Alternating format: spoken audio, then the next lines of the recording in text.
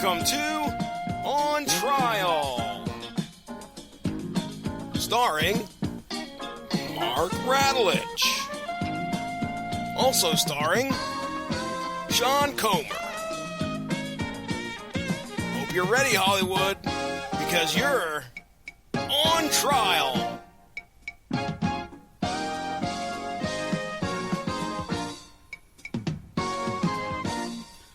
All rise. Court is now in session. The Honorable Judge Ito presiding.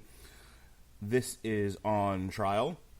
Tonight, I'm your defense attorney, Mr. Mark Radulich, and on the docket is the Robert Rodriguez directed screenplay by Quentin Tarantino horror action film cult classic From Dusk Till Dawn. And joining me tonight in the unenvious role as prosecutor for this cult classic, ladies and gentlemen, Sean Comer. How do you do, sir? I have come to kill one of my darlings. Yeah, I watched this the other night without my son. He was in bed. Mm-hmm. You know what's funny? When I thought about showing it to him, literally all I remembered was Once Everyone Turns and them shooting the vampires. And I'm like, well, that's not bad stuff. But boy, everything leading up to that. I forgot about the banker that they took hostage. I forgot about all the language. I forgot that it's a strip bar, not just a bar called the Titty Twister. Well, I mean, this is a child, though, that from some of the pictures you shared of him, number one, looks like a miniature Brock Lesnar. Well, thank you. And number two, according to you on Twitter, when he asked in a UFC fight who you were rooting for, and you said violence, asked which one is violence. It was a bare knuckle fight, but yes, the incident did in fact happen. So look, he didn't watch, but that's something we can watch when he's a little bit older. In any case. I haven't watched this movie in a long time, so I was almost rewatching it with fresh eyes because, like I said, I had forgotten more about this film than I could remember.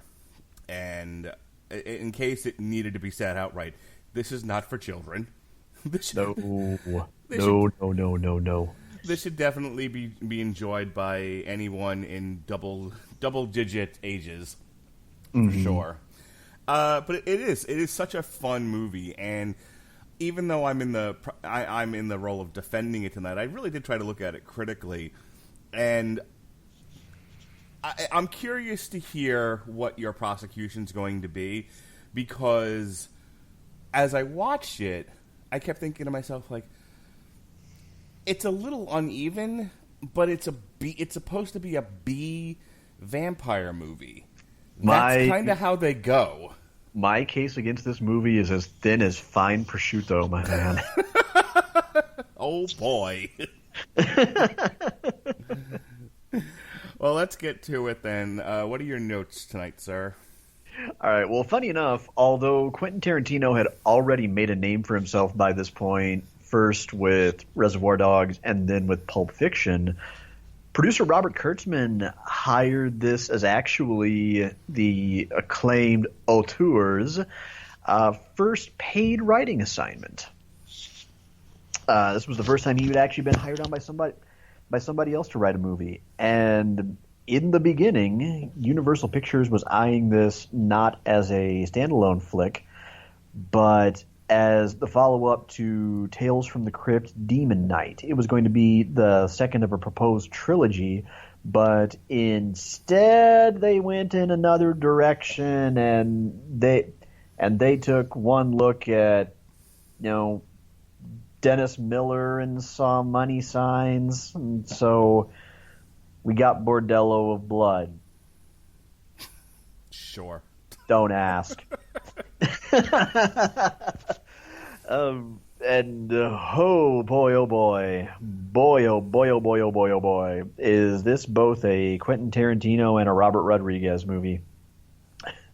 It at the time was the latest in a long line of these two going on what I actually consider, to be honest, a quite admirable crusade to go forth and help audiences fall in love with the kind of movies that made them want to make movies.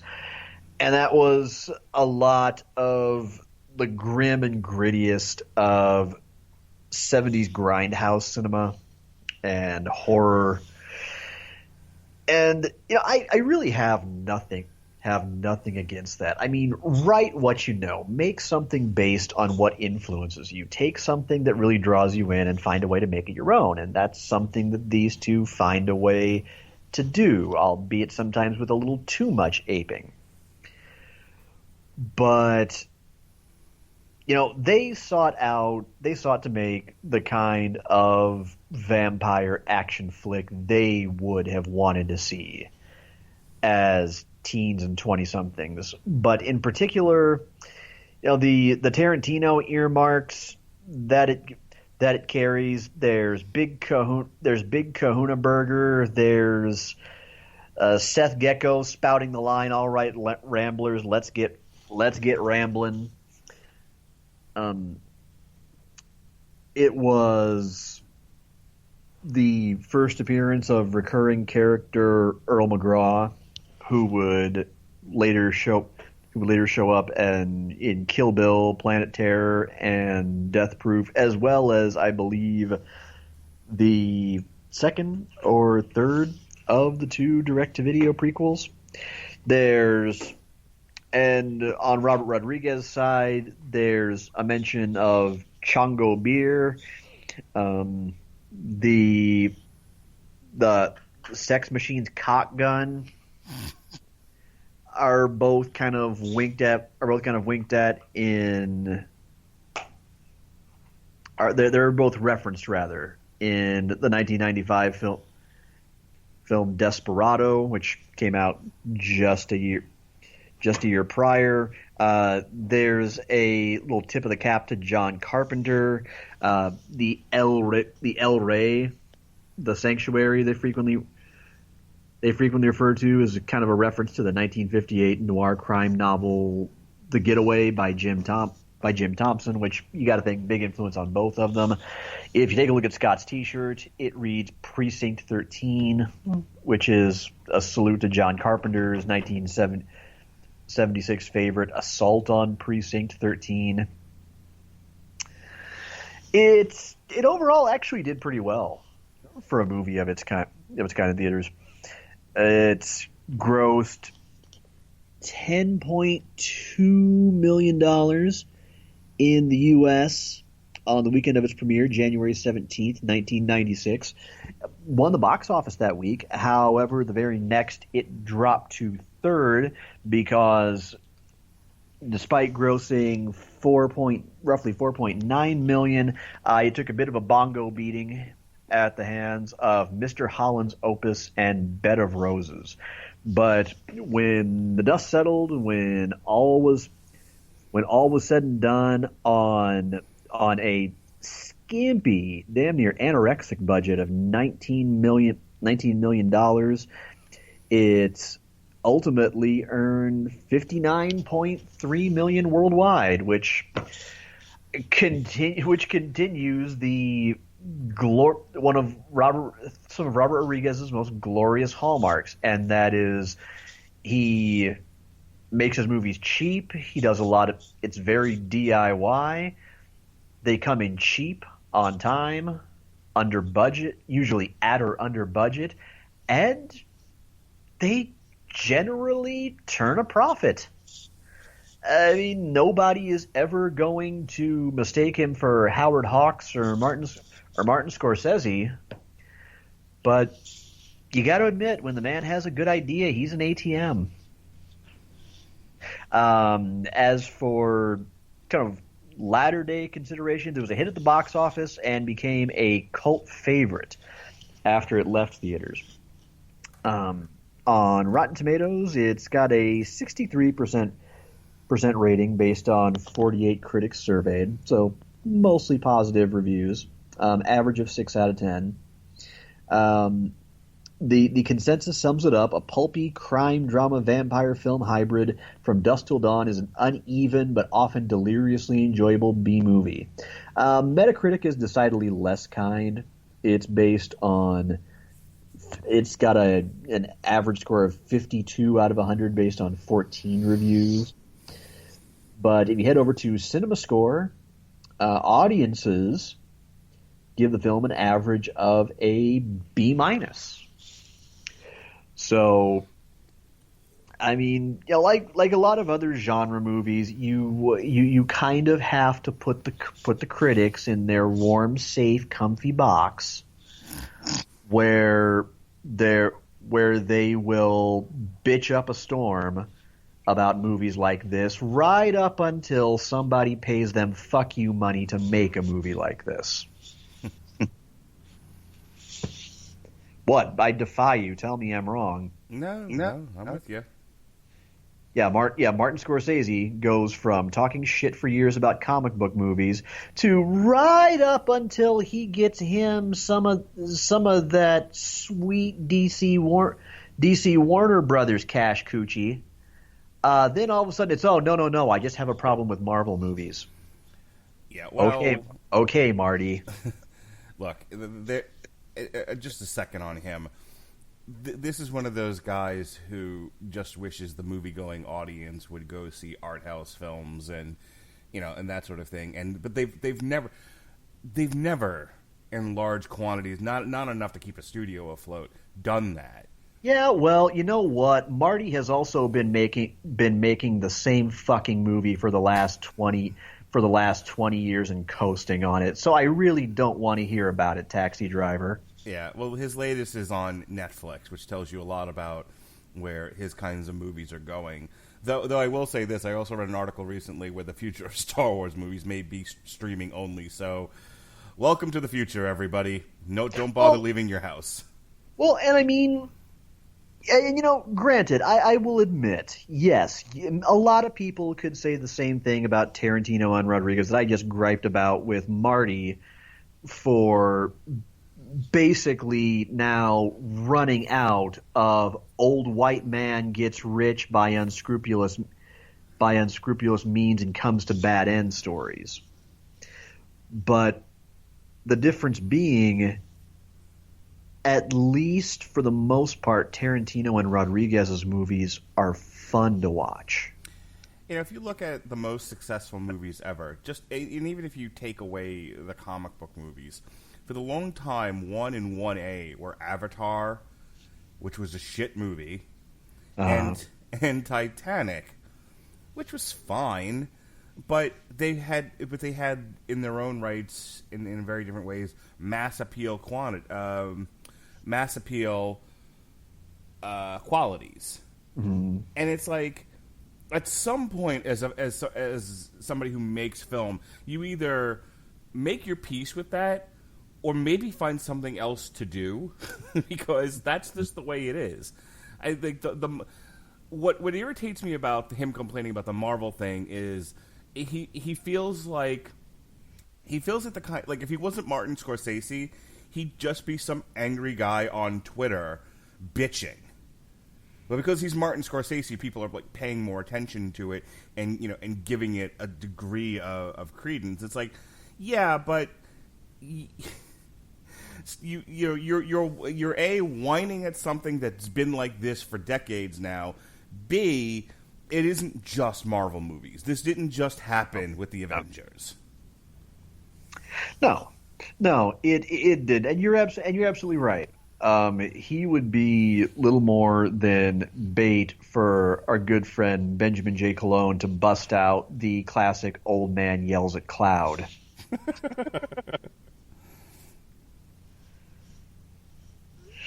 But yeah, so I mean that's pretty much the story, and we'll get to my actual opinion of From Dusk Till Dawn.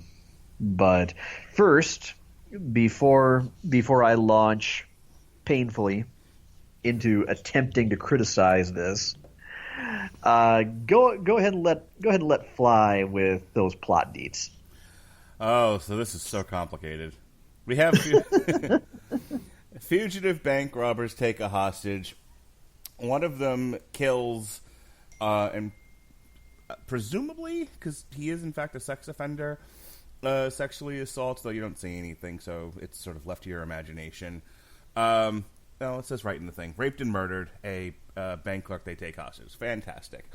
They are on the run, and they are trying to get to the Mexican border, where they are going to meet with an acquaintance who is going to get them to a safe harbor named El Rey for the cost of 30% of their loot, which is standard. So they, in order to get over the border, because they are wanted fugitives, and there's a nationwide manhunt for these guys, they take hostage a pastor and his 2 children, who are Harvey Keitel, Juliette Lewis, and Ernest Liu. They get in the RV, and through a degree of playing it cool and some chicanery, they do in fact make it over the border, no harm, no foul. Maybe a little foul, as George Clooney has to, at one point, punch Quentin Tarantino directly in the face. What happened to my glasses? Oh, I don't know, man. They must have broke when you fell. Mm-hmm. So they trot on over to the Titty Twister bar on the border of Mexico. And there they must wait until the next morning, when they are supposed to meet with their associate. The word is given that if Jacob and his family stay with them all night and don't make a fuss, everyone gets to go home safe in the morning. So they just got to get through the night. And really, what could possibly go wrong in a titty bar, right?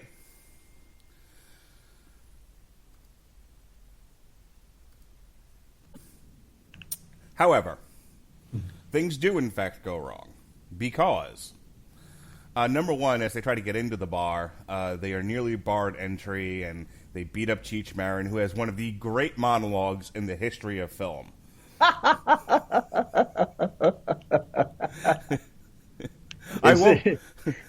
It was Cheech Marin's take on the Bubba Gump speech, basically. I won't do it for you now. I will never be able to do it justice. But but if I ever get elected president, my first State of the Union will be Cheech Marin's speech outside of the Titty Twister. Now I just kind of want him to just do like his best McKelty Williamson impression, and at the end of it just say, and that's about it. I'm going to walk to the podium in my finest suit and red tie, because that's, I think, what you do when you're a Republican. And I'm going to take to the podium, I'm going to grab it with both hands, I'm going to say, my fellow Americans, we've got, and just launch into it.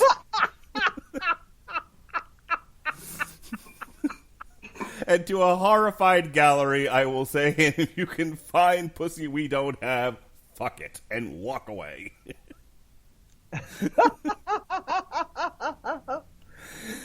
Anywho, Cheech Marin's... You rule for 1,000 years. Instantly reelected. All right, so Cheech Marin's brilliant soliloquy aside, they go inside. They do make it inside the bar. We have these beats throughout the first couple of minutes while they're there. The bartender doesn't want to serve them because it's a bar for only truckers and bikers, and sort of inferred. Oh, not really, I guess. They're just like, no, it's just for bikers and truckers. Bikers and truckers. Either, whichever one you like. Buckers and trikers and hamdiggers and whamdoodlers. Harvey Keitel says, hey, I drive an RV, technically I'm a truck driver. And it's like, all right, so to get past that, that's like a hurdle in this movie. Like, getting served. Correct, the best kind of correct. Sure. It's typical Quentin Tarantino writing, by the way, where the devils really are in the minute details. They're drinking around the table, and at first Jacob doesn't want to drink, and then he gets in the drink, and blah blah blah. There's a dance number by Selma Hayek, who, if my Facebook and Twitter are any indication, is every person that was a teenager or young adult in the 90s. I what is it where you get like one gift lay in a marriage by a celebrity? That there's a term for that. Yeah. Oh yeah. Alexis and I actually had 5 each. Okay. Well, apparently, if you were a guy who grew up in the '90s, Selma Hayek was yours. Oh Holy yeah. cow. Oh yeah. She was number one president for life of mine. I don't know if she knows just how much she is lusted after by an entire generation of guys. There's no way in hell she. I mean, first off, look at her role. Look at her role in that movie. Mm-hmm. Look at the fact that the woman in her, major debut literally is introduced with a scene in which she stops traffic. Yeah. And last but not least, have you seen Dogma? I have. Enough said. Sure. So there's an extended sequence of her doing a dance. To the great dismay of any man who saw this movie, she does not take off her top, but everybody else does. There's this topless Mexican women hither and thither. At which point, Cheech Marin and a group of thugs come in and say, "Hey, these are the guys that beat us up." They stab Quentin Tarantino in the hand. A fight breaks out. And this is where now Quentin Tarantino's hand, which had already been shot through earlier in the film, is bleeding profusely, which causes the bloodlust, you see. And so what you find out, finally, about halfway through this movie, is that this bar is filled with vampires. The workers, the dancers, the barbacks, the bartenders, everybody in this place that isn't a patron from the outside is a vampire, a hungry, hungry, thirsty, thirsty vampire. And for the next 10 to 20 minutes, just mayhem ensues. They all turn into vampires, and it's just endless fighting and killing of people and vampires alike. Dogs and cats living together in mass hysteria. When the dust settles, shortly thereafter, and they start to figure out what's going on in this place, the door has been locked. They discover they can't leave because the place is surrounded by vampire bats. Oh, and by the way, thus being vampires, if you are bitten and if you were bitten, you will eventually, in the next 15 to 20 minutes, turn into a vampire, and the first one to go is, of course, Quentin Tarantino. There's a struggle over whether or not to shoot him. Finally, Seth, doing the logical thing, does. But now they've got to deal with some other issues. There are now dead patrons who are turning, so there's a second round of having to deal with vampires, and slowly but surely their numbers are dwindling. They are joined in this fight by the aforementioned sex machine with said pistol codpiece, and a trucker, presumably, named Frost, played by Fred Williamson, who joins their gang. And again, slowly but surely, each one of these is bitten and turned, bitten and turned, bitten and turned. Gets down to where they discover kind of a hallway. Some of the bats get in. The vampire bats get into the bar. They discover this hallway. They start utilizing Jacob and his powers of divinity from being a pastor to keep the vampires at bay. They realize that this bar has been feeding on truckers for a long time, and so a lot of their loot, a lot of their freight is stored away, and so they take what they can of it, turn it into weapons, a la the A-Team, and proceed to take out the rest of the vampires. Jacob is bitten and turns. He is eventually killed by his kids. His son is killed. All that's left, finally, is George Clooney and Juliette Lewis, who they are surrounded by vampires. They are almost killed. Their time has come, but they fire a shot, and it just so happens to be they put a hole in the ceiling, and look, there's sunlight. And in the last-ditch effort to save themselves from almost certain death, they blast enough holes in the ceiling and in the walls that the light shines through, because it is daylight, you see, and the sun destroys all the vampires, and everything explodes into vampire goo everywhere. They leave the bar. Seth meets Cheech Marin in his third role in this movie as the associate, punches him dead in the face and said, "Why did you want to meet here?" And he was like, "Yeah, I don't know, I heard it's a fun titty bar." Logical. Having to kill his own brother who turned into a vampire, and Juliette Lewis who had lost her brother and father, not to mention having a hell of a night, they are able to negotiate a lower price to get to El Rey. Juliette Lewis offers to go with George Clooney. George Clooney says, "This is not a place you really need to go. So I'm going to leave a young girl alone in Mexico with a car. Lots of luck." And the credits roll, and that is From Dusk Till Dawn. It is revealed, however, I should say this, it is revealed that this bar was actually built on top of an Aztec temple. So there. Your witness, sir. So there's an argument to be made, albeit not an especially convincing one, that From Dusk Till Dawn actually worked better as a series, as in the 2 seasons that ran on Rodriguez's aptly named El Rey network, than it does as a movie. It was 3 seasons. Was it 3? I thought it was only 2. I won't interrupt you again if I'm wrong, but I'm pretty sure it's 3.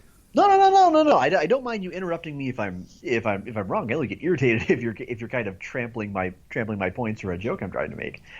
I looked this up earlier and I thought it said it was 3 seasons, and 3 seasons. Okay, fine. The 3 seasons, well, which is all the more because it goes to reflect that there was actually a deeper lore that they could mine to make arguably the most often interesting layered mythical creatures in horror into something slightly more than bullet fodder for George Clooney.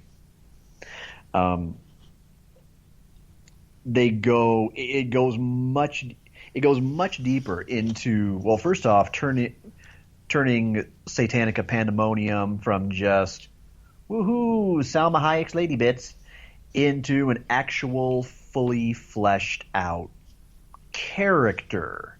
There's a little bit more of, I would argue, almost a Queen of the Damned kind of thing that you get going on between her and Richie Gecko in the series.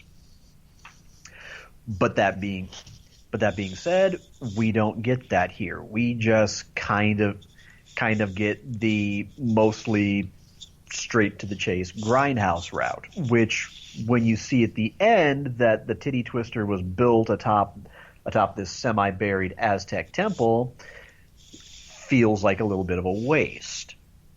I mean, it works as a nice kind of plot twist to go out on in the style of a great pulp story or comic book, but at the same time, you also kind of want to go back and go, wait, go back, more of that Aztec shit.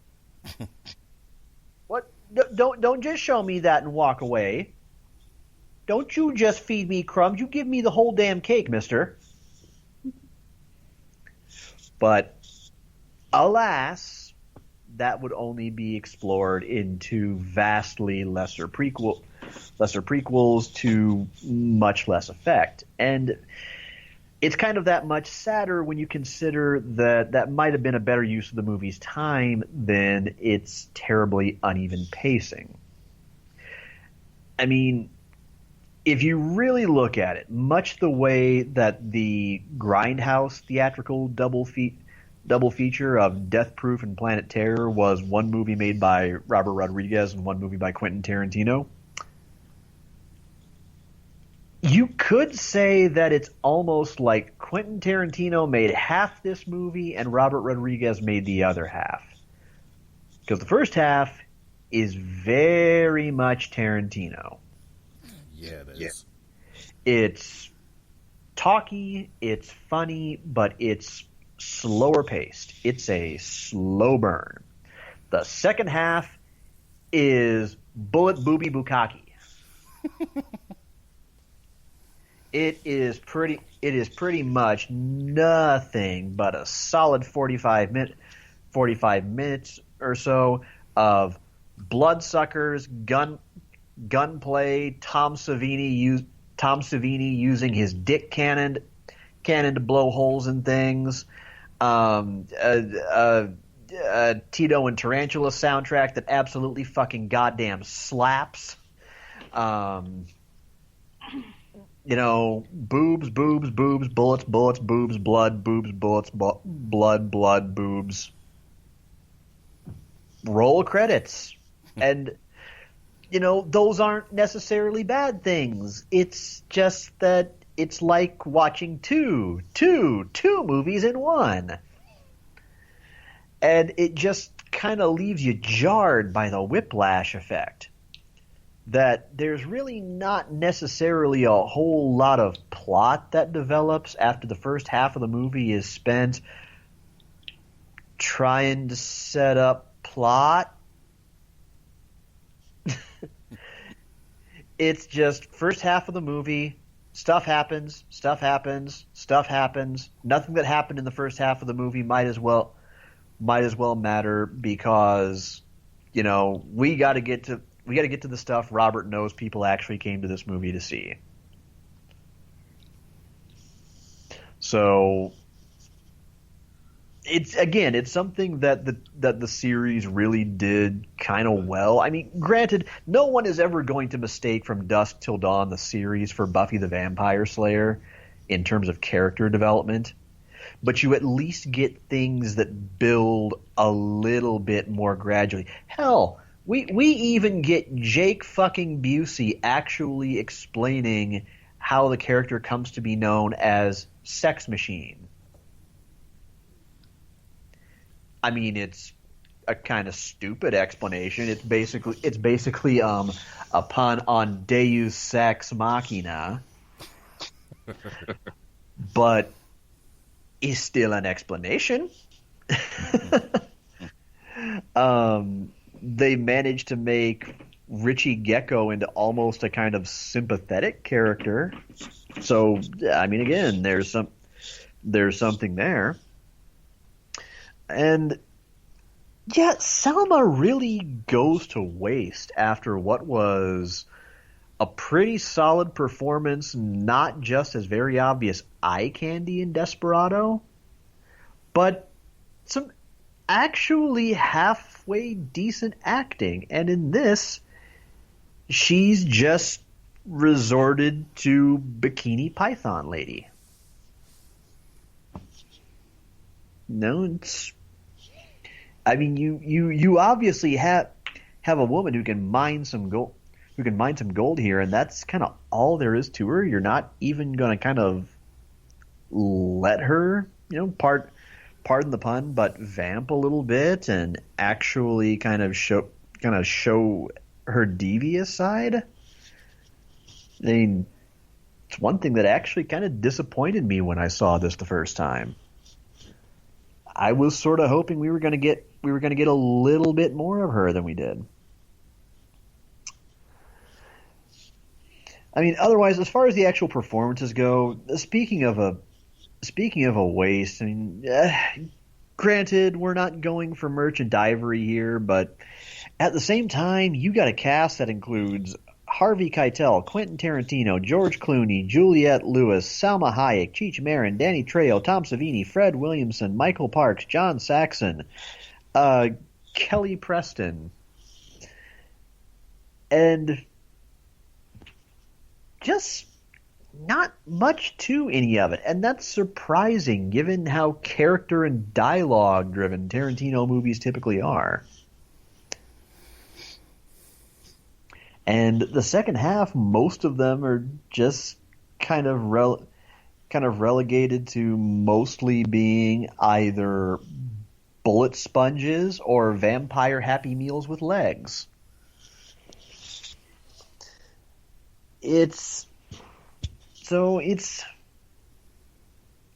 it's jarring, and it's not really the best storytelling Tarantino is clearly capable of. I don't want to necessarily call this him phoning it in, but unless you really are paying attention to the obvious earmarks that show up in half his other movies, like seriously, I'm fucking surprised they don't amble across a big Kahuna burger for some damn reason in The Hateful Eight. You would almost be shocked to know that Quentin had anything to do with it whatsoever aside from co-starring. It's Robert's really more than it is his, but you get this tease in the first half that it might be something like Reservoir Dogs or Pulp Fiction, which are fun movies in their own right. But then right about the time they actually arrive at the titty twister, out the window it goes, and it's just Robert's show the whole way. I mean, which is fine, but man, pick one or the other. Choose a side. And really, I mean, otherwise, it's hard to. I'm just going to come right out and acknowledge it. It's hard to say much else that's negative. But had some of these things been even just a little bit different, had maybe we kind of scaled back the gore fiesta of the second half of the movie, even just a smidge, you would have maybe had a little bit more room to blend the two styles a bit more and create something that's just more than two cinephiles just kind of aping a grindhouse flick. You would have had something that felt a bit more original,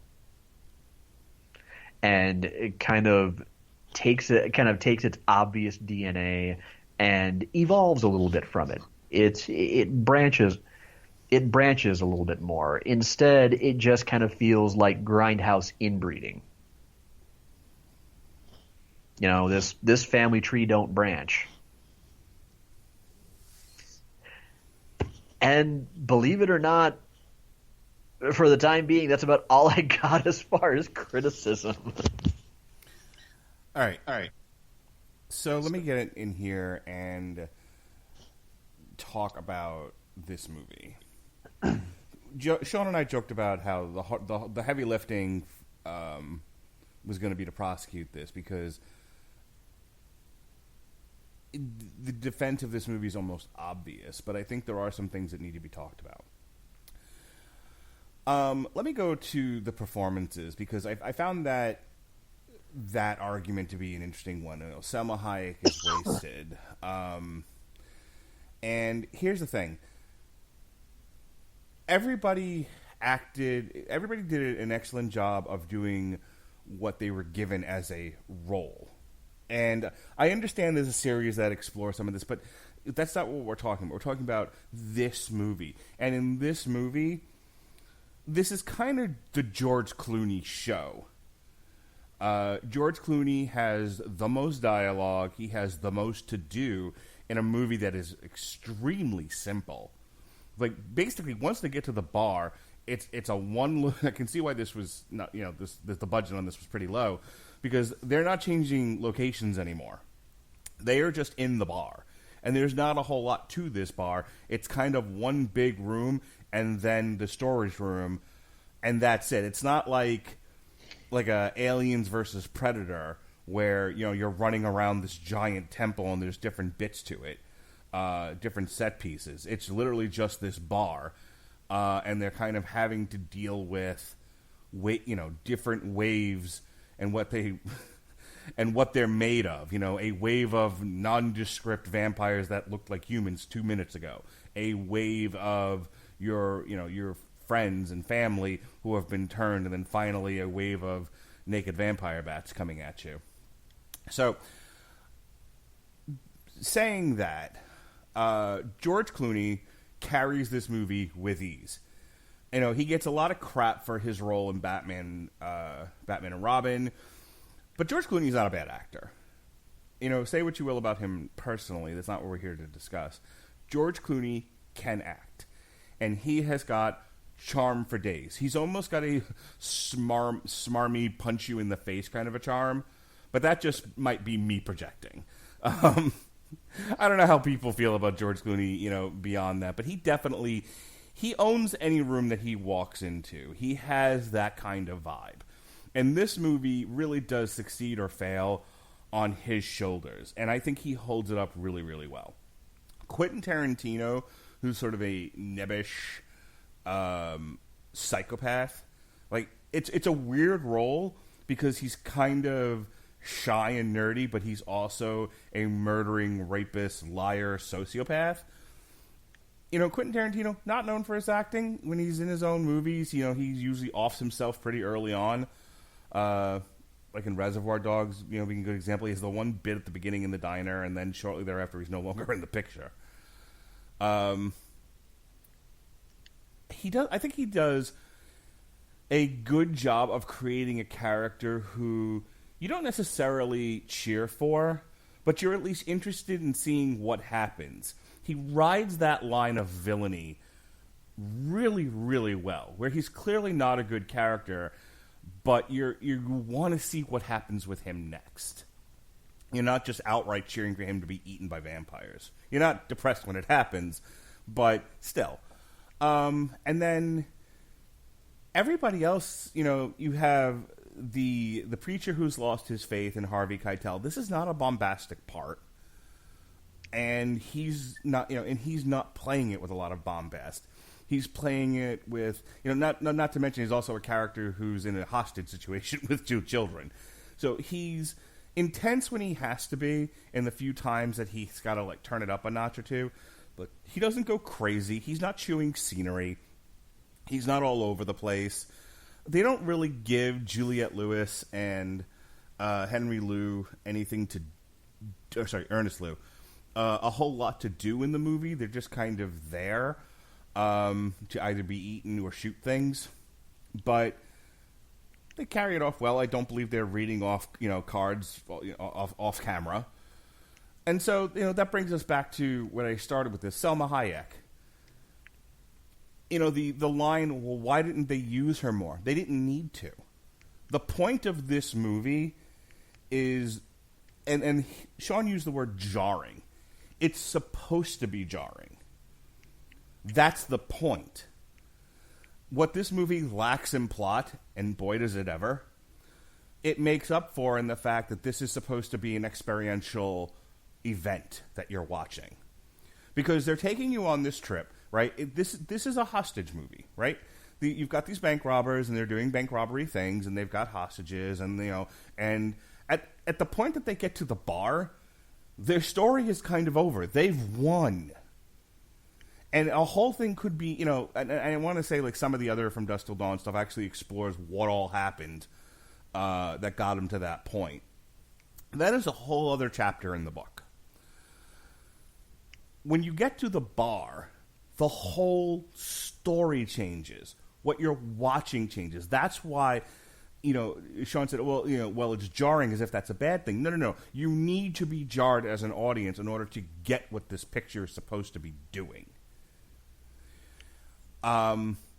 It utterly undercuts and unseats everything that was set up before it. And now, you know, you've left the noir picture you were in, and now you're in this survival horror zombie show. And that's all it is. And that's all she was ever meant to be. She's supposed to be somewhat disarming. You have this pretty lady doing a snake dance, shoving a foot in your mouth like you do.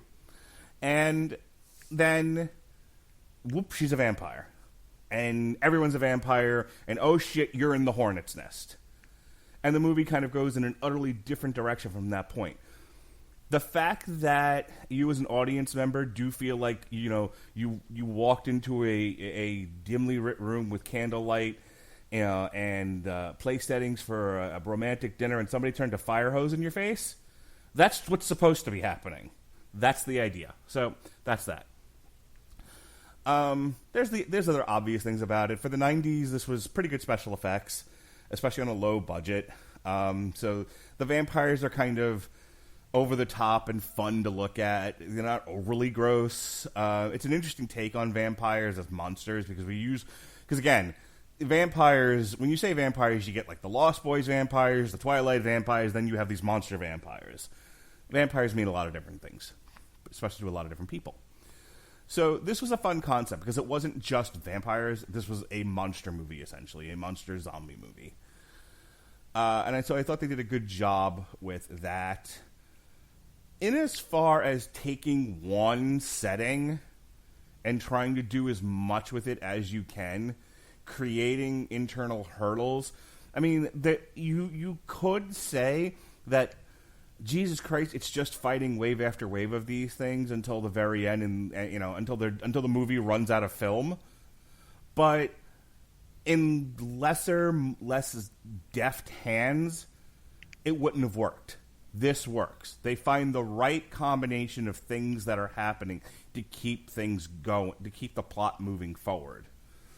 And then you have this really fun ending where it's the last stand, and you're down to 2 survivors, and then it's almost as if now that part of the movie is over. Once they got out of the bar, the movie ended, but we're back to the noir picture again because that needed an ending too.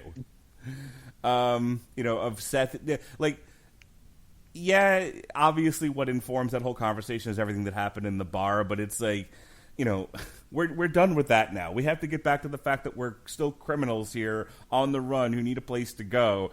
And, oh, by the way, I'm not paying full price for this muffler anymore. I want a discount. I earned a discount here. And then there's that weird interaction with him and Juliette Lewis, and, there's a whole thing there. So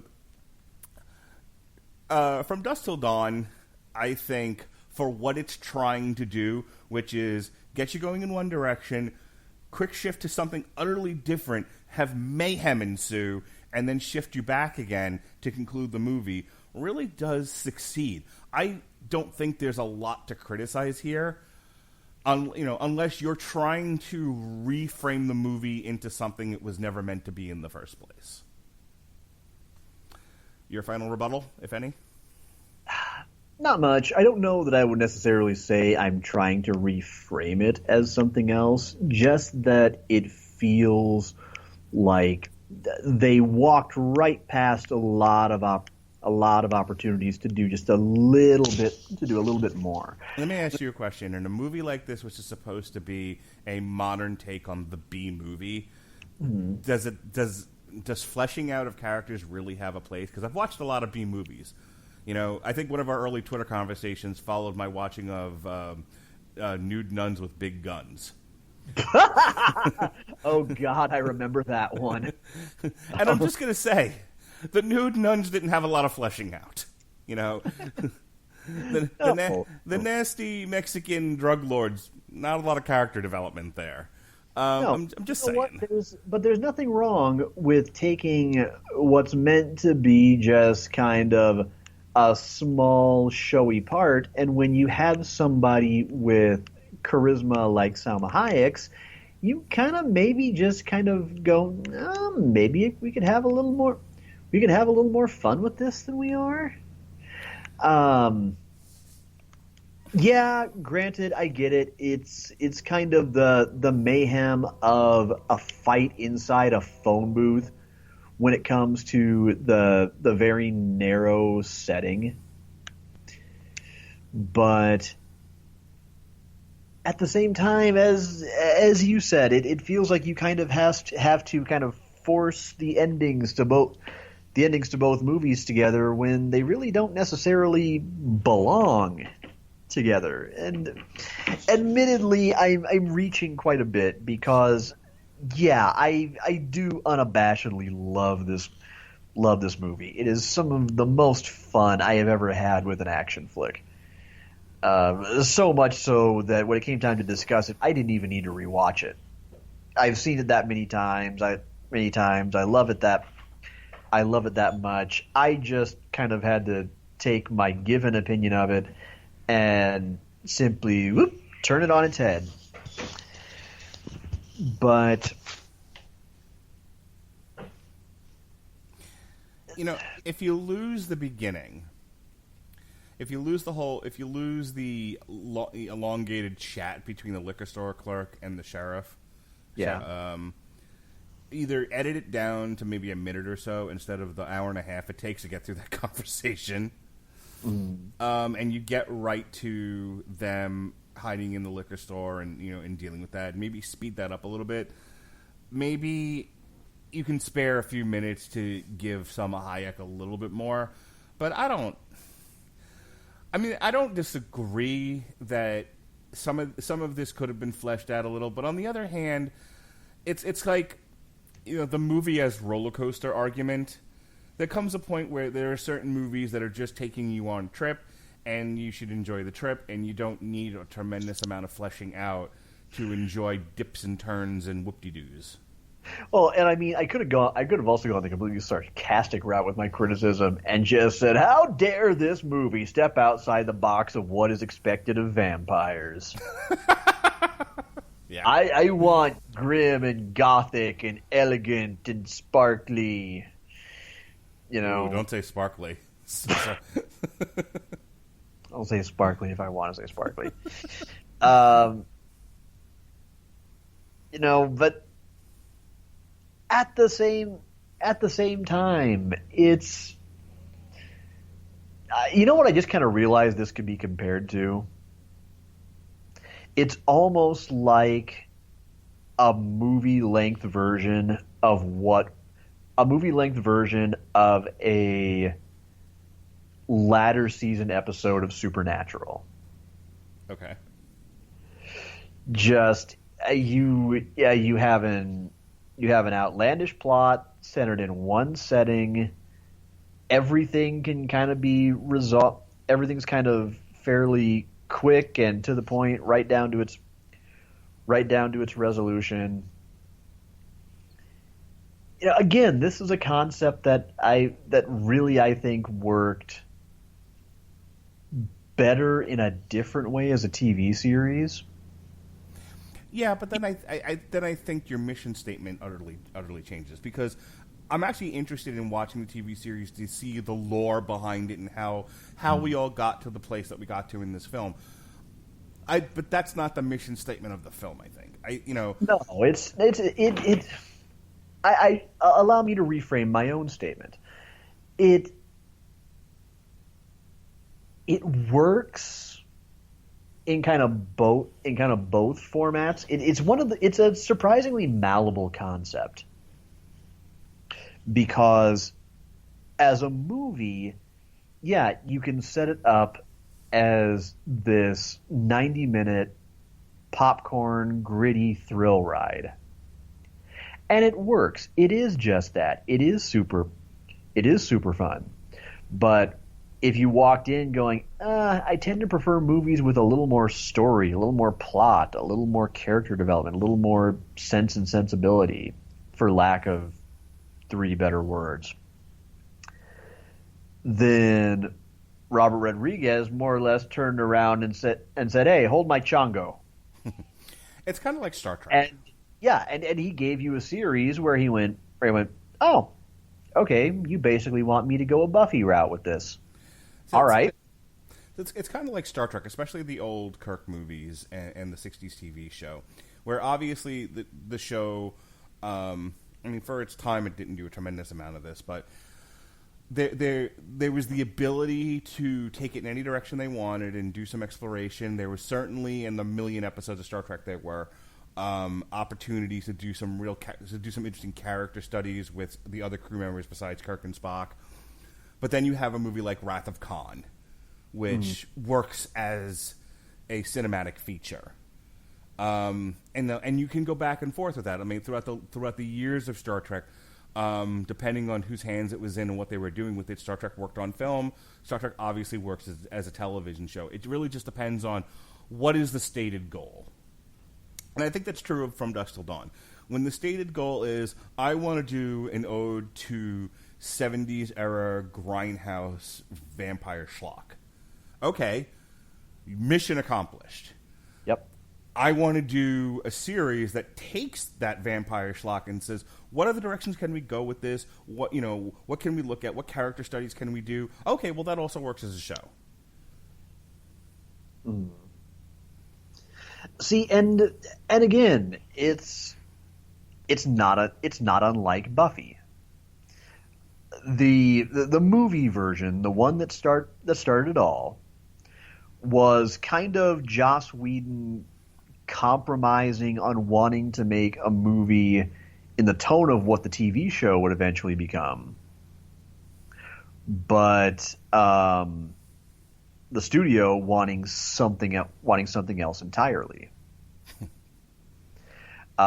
So he went with a movie that's become it's kind of a cult favorite, maybe a little bit. Favorite is maybe stretching things a little bit, but it's developed a cult appreciation, I think, for just kind of being the sort of awkward fun that it is. But then he turned around and many moons later got this opportunity to take the same concept and develop it in his original vision. And it became this cultural hallmark. Yeah, because it really took over the 90s at some point. Well, it did. It ran for 7 seasons that ranged from good to superb. Pretty much the entire way. There is not a patently bad season of Buffy the Vampire Slayer. Angel, I could beg to differ with people on. That's just because it was not my cup of tea. But as far as Buffy proper goes, no, it was a concept that, being familiar with the movie, I initially scoffed at when I heard it was being developed into a series. Like, really? You're serious? You're taking that and you're going to develop it as this serious primetime drama?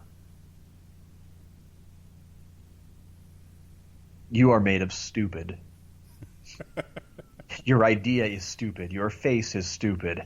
But again, didn't know any better until years later. I watched it and I realized you took this inherently stupid concept and you forged a full-fledged universe that basically serves as a sequel to this dumb movie.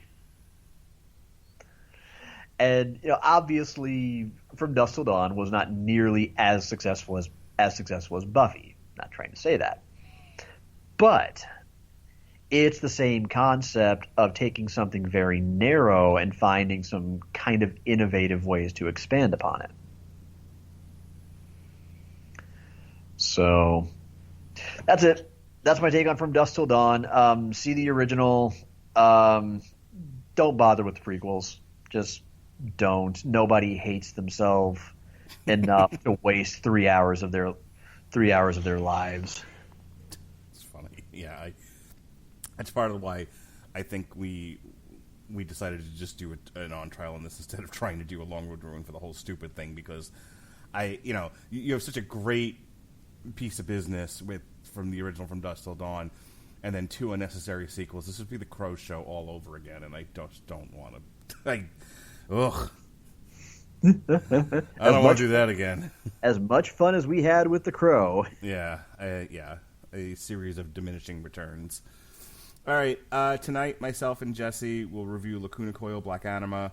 Tomorrow night, we did a bit of a reversal here, doing on trial today. Tomorrow night we'll do Insatiable Season 2. We'll have some boxing coverage for you this Saturday. Robert Winfrey's going to take a look at both fights and figure out which one doesn't want to make him drill a hole in his head. And that's the one we'll do. Next week, we've got Blackest Night on Source Material, which was really good, by the way. I know you were the one that hit me to the Jeff Johns run on Green Lantern, and I haven't read them all, but I wanted to do Blackest Night, and I was happily impressed. Speaking of zombies, we'll be reviewing Zombieland 2, and then Jesse and I will do a TV party for the movie about the black metal band Mayhem, Lords of Chaos. We'll have coverage of UFC 244, Jorge Masvidal versus Nate Diaz, the bad motherfucker championship of the world, right there. And then finally on Sunday, November 3rd, myself and the Chris's will review Crown Jewel, the greatest single wrestling event in the history of wrestling. Tyson Fury versus Braun Strowman. Cain Velasquez in the rematch of all rematches against Brock Lesnar. I have been waiting for this since the original Breakdancing Brock episode. Dude, you must really love professional wrestling on a whole other level than I do to continue to subject yourself to these stupid Saudi shows. It's funny. I actually haven't watched a lot of the Saudi shows. I'm tuning into this one. Here's the thing. Years ago, when I was doing the Casual Heroes, Gavin said, make a prediction about pro wrestling. And I said, and they were like, oh, this will happen. And I said, in X amount of years, I don't think pro wrestling will continue to exist. I think there'll be enough access to a variety of real combat sports that people won't be bothered with pro wrestling anymore. It'll fall out of favor when you can watch real fights, and you have easy access to real fights. They're everywhere. And there was kind of like an awkward silence, and I don't particularly think Gavin liked that answer. But here we are, a few years later, and while professional wrestling, look, there's a new AEW. There's more wrestling now with easy access than I think there's ever been before. So, so at the moment, we're sort of in a new golden age of wrestling. On the other hand, there are guys not getting good matches on this Saudi card because they're insisting on more real athletes. I'm just saying I can see the canary in the coal mine. See, thinking about your initial statement, though, you might have been right, except for just this one problem.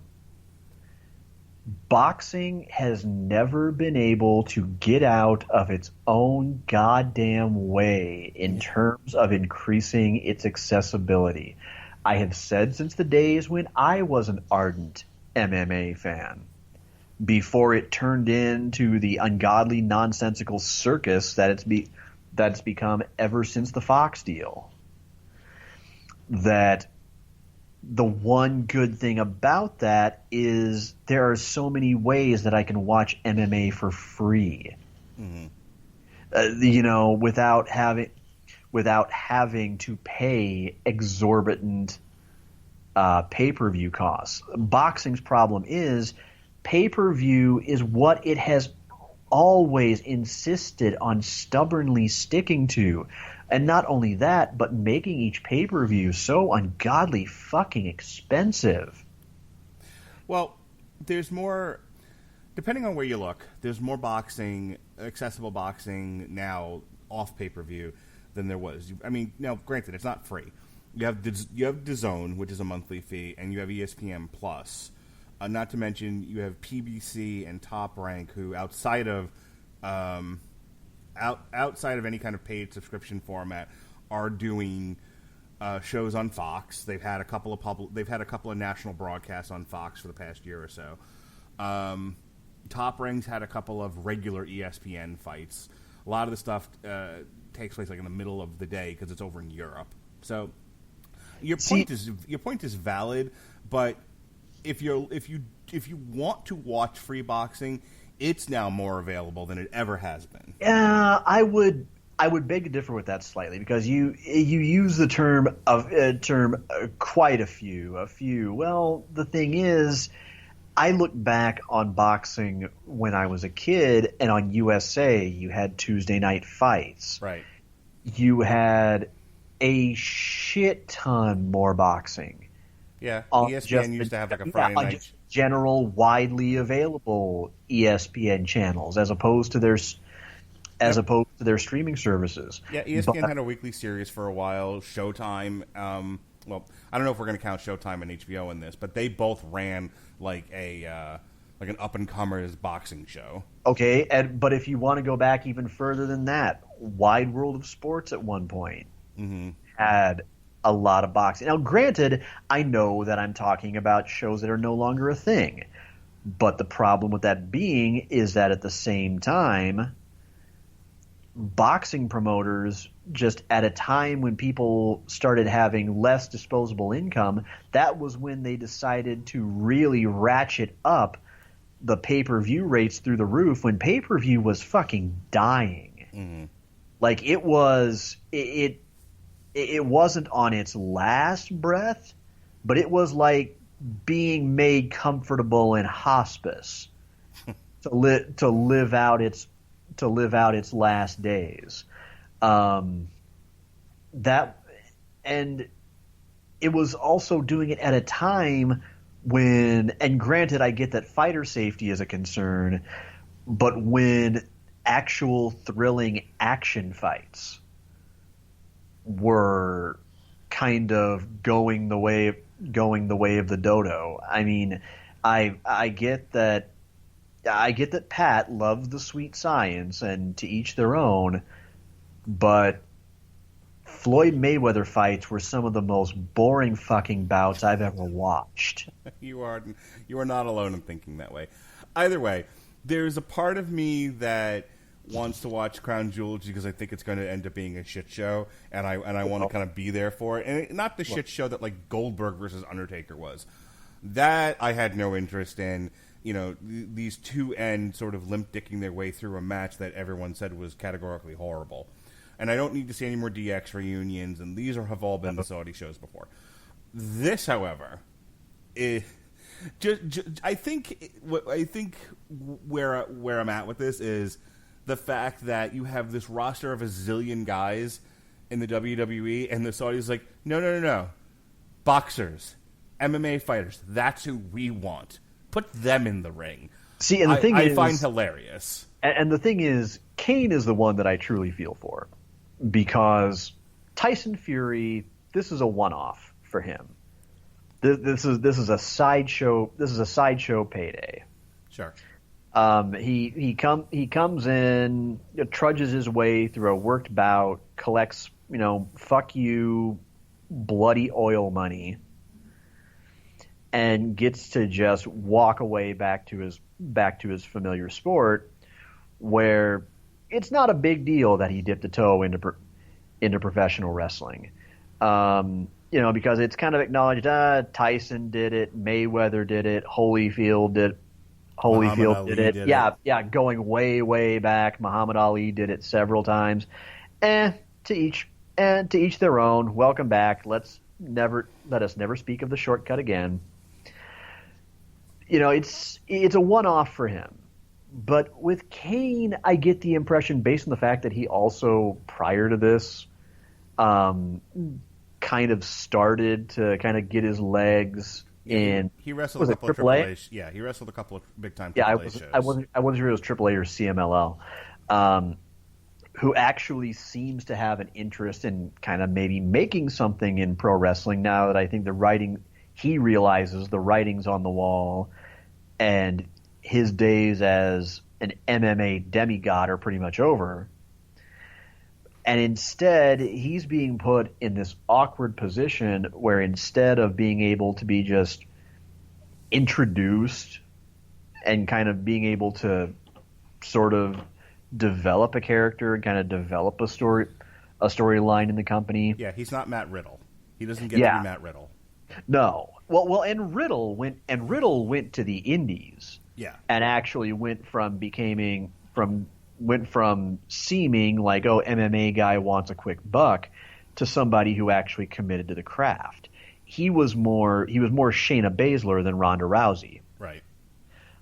Kane, on the other hand, I get the feeling would probably wants to actually make this a long-term thing and take it seriously, but he's being put in this position where he's being set up to be resented instantly.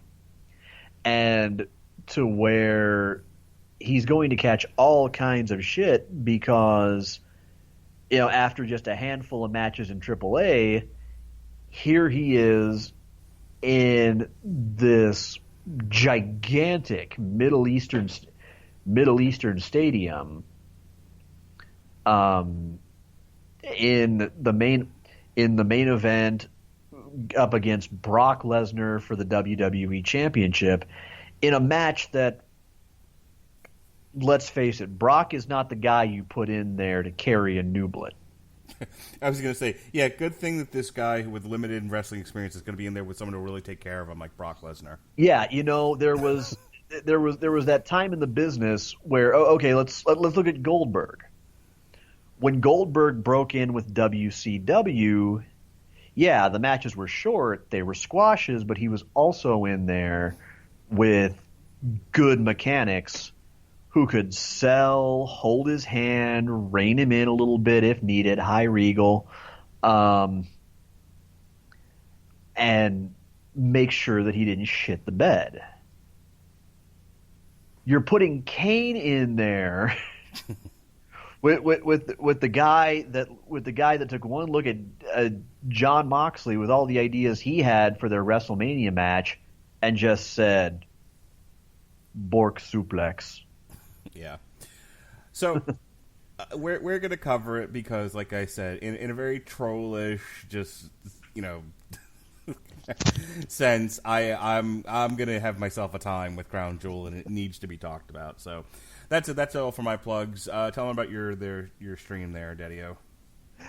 Follow me on Twitter at Comer Codex for updates, because I am streaming 6 days a week most of the time these days. Occasionally, real life gets in the way and I got to postpone one.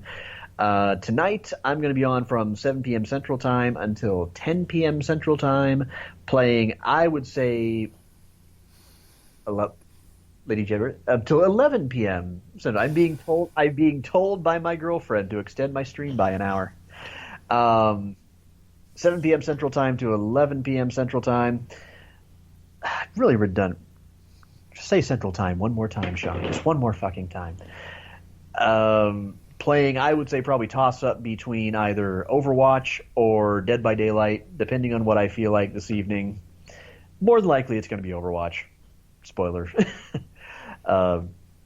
But that's kind of my life Monday through Saturday. Sunday, no stream. I've recently been partnered with a wonderful, wonderful esports organization, Hunters of Artemis. Big on inclusion, positivity, wonderful people that have been actually, I'm humbled to say, recruiting me for a while. Starting November 1st, I'm going to be streaming over on their channel instead of twitch.tv/Comer Codex, twitch.tv/Hunters of Artemis, all one word. One day a week, exact schedule kind of TBD, but go check them out as well. Otherwise, I will just say thank you all for listening. We sincerely appreciate it. You are the reason we do what we do, the wind beneath our wings, if you will, and never dull your colors for someone else's canvas. All right, everyone. Thanks you for joining us. Be well, be safe, and behave.